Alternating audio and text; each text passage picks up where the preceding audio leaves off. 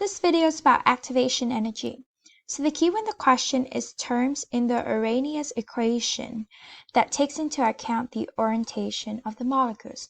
And the concept of this question is understanding the Arrhenius equation. So this is the Arrhenius equation, which can be found in section 1 of the data booklet.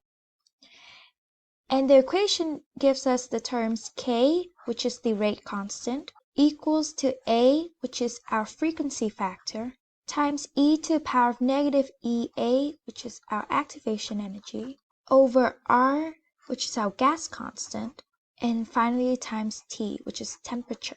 And this Arrhenius equation comes in another form, which can also be found in the same section of the data booklet. In this form, it gives us ln K equals to negative EA over RT plus ln A. And in this format, it's easier to comprehend the Arrhenius equation because it's very similar to a linear equation, which is y equal mx plus b. You might not see how this is very similar, so I'm going to rewrite the Arrhenius equation one more time. So now we can see how ln k is our y variable, our slope is negative EA over R, our x variable is 1 over T, and then our b variable is ln A. And so now that we have this Arrhenius equation in this format, we can plot it on a graph. So on our graph, on the x-axis, we would have 1 over T. On our y-axis, we would have ln K. The graph looks like so. And at our y-intercept would be ln A. And our slope would be negative EA over R. So looking at this graph, it makes sense because as we change temperature, it changes our rate of reaction.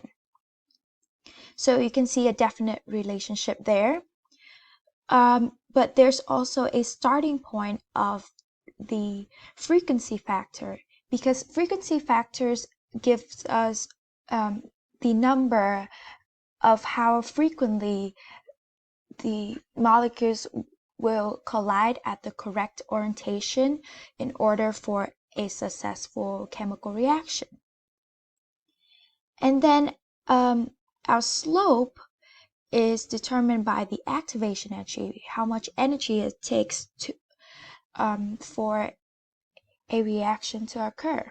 So going back to our question, the question asks us to find the terms in the Arrhenius equation that takes into account of the orientation of our molecules.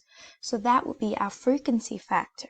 So final answer would be A.